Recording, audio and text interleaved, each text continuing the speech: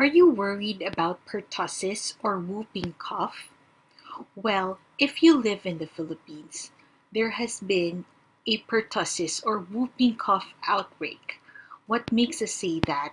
So, from January 1st up to April 13, there has been a recorded total number of 1,500 cases from that time period alone.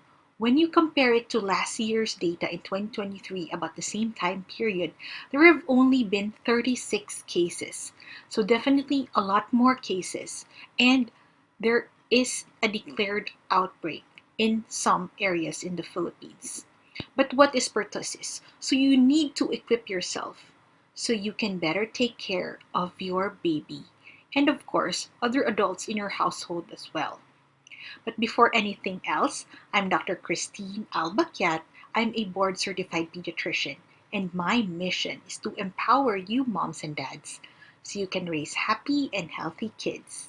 In today's Ask Me Anything episode, I will answer your top 10 questions on pertussis, or otherwise known as whooping cough.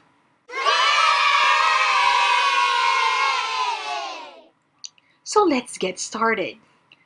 First question. What is whooping cough or pertussis? Pertussis is commonly known as whooping cough. It is a highly contagious respiratory illness which is caused by a bacteria known as Bordetella pertussis. The characteristic of pertussis or whooping cough is that there is a severe coughing fit followed by an inspiratory whoop. So, and this is especially um, dangerous in young infants. All right, second question. How is whooping cough spread? Whooping cough, being a respiratory illness, is spread to respiratory droplets, so from the coughing or sneezing of an infected person. It can spread easily in a household, in school, and of course also in close contact. So just anybody, any infected person who has coughed or sneezed at you, you can get infected as well. All right, third question. So what are the symptoms of whooping cough? Yes, it is important that you would recognize it. Initially, the early symptoms of whooping cough would be like a common cold, like some runny nose or rhinorrhea that's usually clear, a low-grade fever, and a mild cough. But after 1 or 2 weeks, the characteristic coughing cough happens with the inspiratory whoop. So the infected person would already be coughing like that. With this severe coughing, vomiting can also occur. If this does happen, it is better that you bring your child to the pediatrician to be checked. All right, fourth question. Is there a vaccine to prevent whooping cough? Yes, the good news is there is a vaccine available that prevents whooping cough. It is known as the DTaP vaccine, which contains diphtheria, tetanus, and acellular pertussis. This is routinely given in infants and children. It is included in the childhood immunization schedule as recommended by the Philippine Pediatric Society, Pediatric Infectious Disease Society of the Philippines, as well as the American Academy of Pediatrics. All right, fifth question, and an important question. When should my child receive the whooping cough vaccine, or otherwise known as the DTaP? So DTaP, as recommended, as I mentioned, by the AAP, PPS, and PIDS-P, the routine schedule of DTaP, it is given at 2 months of age, 4 months of age, and 6 months of age. And then a booster shot is given at 15 to 18 months and another booster given at 4 to 6 years old.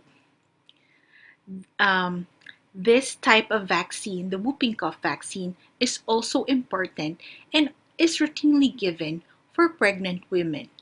And the vaccine is given for each pregnancy. So if you're pregnant and if you want to protect your unborn child, ask your obstetrician about getting a pertussis vaccine as well.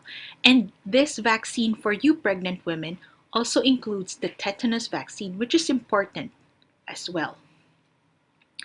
All right, can adults get whooping cough?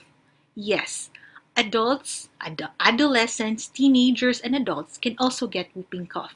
This can happen if a person's immunity has waned and when one has been infected by the whooping cough bacteria, which is why adults and adolescents are recommended to get the DTaP vaccine, especially for those who have not previously received it. All right, seventh question. How is whooping cough treated? So, whooping cough, being a bacterial infection, can be treated with antibiotics. By giving antibiotics, the severity of the whooping cough would be decreased. But also, it is also important that aside from antibiotics, supportive care is given.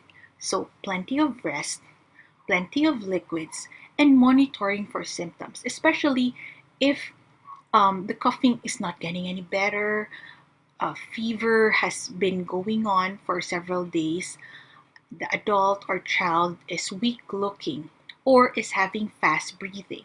So we need to monitor for complications. All right, number 8 question. What are the potential complications of whooping cough?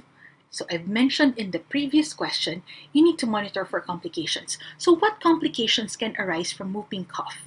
So infants and children, especially young infants, are at risk for getting complications from the whooping cough. And complications that might arise can be pneumonia or respiratory failure. They can have seizures, and the worst case scenario, even death can occur. So it is important to get your child immediately treated, immediately seen by the pediatrician so medications can be started, and also you need to monitor for potential complications, as I've previously mentioned. How can I protect my child from whooping cough? This is a good question. So, as I've mentioned in the previous question, there are vaccines available that prevents whooping cough. Also, hand hygiene is important. Since the bacteria is spread through respiratory droplets, it is important to practice good hand hygiene. So, frequent hand washing with soap and water. And of course, avoiding close contact to person or kids with cough. Number 10. Should my child stay at home from school or daycare if they have whooping cough? Yes, if your pediatrician has suspected that your child has whooping cough, it is important that your child stays at home. This is because to prevent the spread. But when to go back to school is the next question. So if your child has had at least 5 days of antibiotics, then your child can safely go back to school. And also, if the symptoms have significantly decreased, if your child doesn't anymore have a fever and your child is not having any coughing fit anymore. Hey, if you like this video, watch my next video where I teach you about other child health problems.